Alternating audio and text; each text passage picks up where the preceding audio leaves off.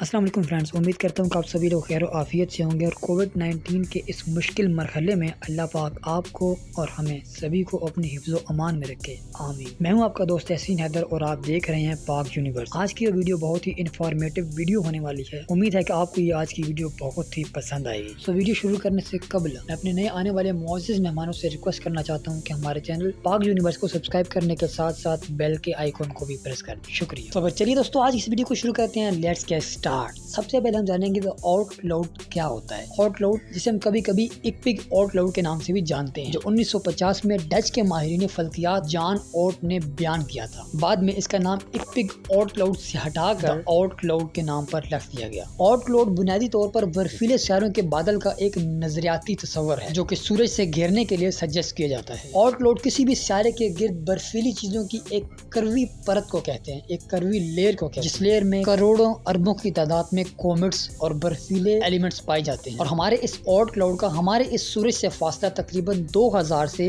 1 lakh astronomical unit है। आउटलाउड जो solar system के इर्द गिर्द घूमता है और सूरज से तकरीबन 30 ट्रिलियन किलोमीटर के फासले पर मौजूद है, जो कि तकरीबन 3 नूरी साल यानी 3 लाइट ईयर्स तक फैला हुआ है। डच के माहिरीन फल्कियात के मुताबिक इस बात को जाहिर किया गया है कि आउटलाउड एक ऐसी चीजों पर मुश्तमिल है जिनका साइज तकरीबन 60 मील से कम है। इसका मतलब है कि आउटलाउड में मौजूद सभी एलिमेंट्स 60 मील से कम हैं और ये तादाद शायद लाखों, करोड़ों, अरबों और खरबों की तादाद में। आउटलाउड हमारे इस निज़ाम शमसी का सबसे दूर दराज तरीन का इलाका है, जो हमारे सूरज से अगले सितारे तक का शायद 1/4 हिस्से पर मुश्तमिल है। हमने इससे पिछली वीडियो में बात की थी द कुइपर बेल्ट के बारे में। अब यहाँ पे हम जानते हैं कि द कुइपर बेल्ट में और आउटलाउड में क्या फर्क है। कुइपर बेल्ट, जो ज्यादातर द कुइपर बेल्ट के नाम से भी जाना जाता है, आगे दूर दराज इलाके तक पाया जाता है, जिसके बारे में हमने लास्ट वीडियो में मुकम्मल डिटेल से बात की थी। ये एक बहुत ही बड़ी डिस्क मानी जाती है जिसका इलाका ज़ुहल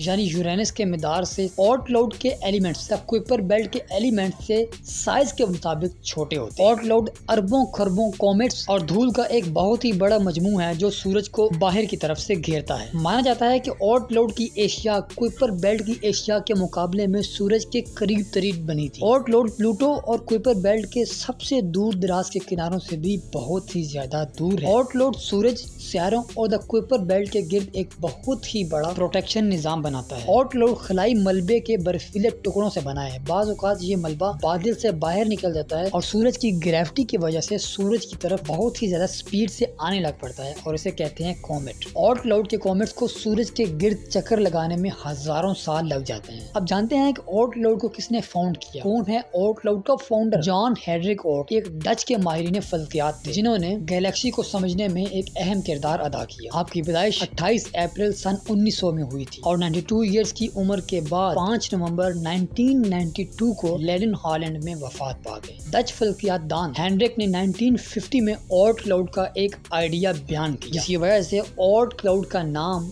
इन्हीं के नाम पर रखा गया था, आउटलाउड। आउटलाउड बहुत ही ज्यादा बड़ा रकबा घेरता है और ख्याल किया जाता है कि इसमें लाखों किलोमीटर तक बड़े दायरे में काफी सारे कॉमेट्स पाए जाते हैं। आउटलाउड को 2 हिस्सों में कैटेगराइज किया गया है, एक इनर आउटलाउड, एक आउटर आउटलाउड। आउटर आउटलाउड के एलिमेंट्स इनर आउटलाउड के बनिस्बत छोटे और कमजोर माने जाते हैं। इनर आउटलाउड को द माउंटेन्स आउटलाउड के नाम से भी जाना जाता है और इसे कॉमेट्स बनाने वाली फैक्ट्री भी कहा जाता है। हमारे इस आउटलाउड को गैसों से बनी डिस्क का बाकियात भी समझा जाता है, जिसने सूरज को बहुत ही पहले घेर लिया था। जब हमारे इस सोलर सिस्टम की फॉर्मेशन हो रही थी तो बड़ी बड़ी गैसों ने, बड़े बड़े एलिमेंट्स ने मिलकर सियारे बनाए और छोटे छोटे एलिमेंट्स जिनकी किस्मत में सियारा बनना नहीं था, वो छोटे छोटे टुकड़ों में कट कर इस दूर दराज इलाके में सूरज का चक्कर लगाने लग पड़े और तब इसे नाम दिया गया आउटलाउड का। ये कॉमेट्स अपना ज्यादातर वक्त आउटलाउड में गुजारते हैं और ये भी माना जाता है कि हमारी ये एस्ट्रॉयड बेल्ट जो हमारे सोलर सिस्टम के इनर साइड में मौजूद है, उसके सारे एलिमेंट्स भी इस आउटलाउड से आए हों। इस तरह के बहुत सारे कॉमेट्स जो सियारों पर हमला करते हैं, जैसे कि हमारी अर्थ के साथ पहले हो चुका है, ये सारे कॉमेट्स माना जाता है कि आउटलाउड से ही आते हैं। कोई भी चीज जो हमारे सूरज के जितने ही करीब होगी, उसके मिदार को बरकरार रखने के लिए इतनी ही तेजी की जरूरत होगी,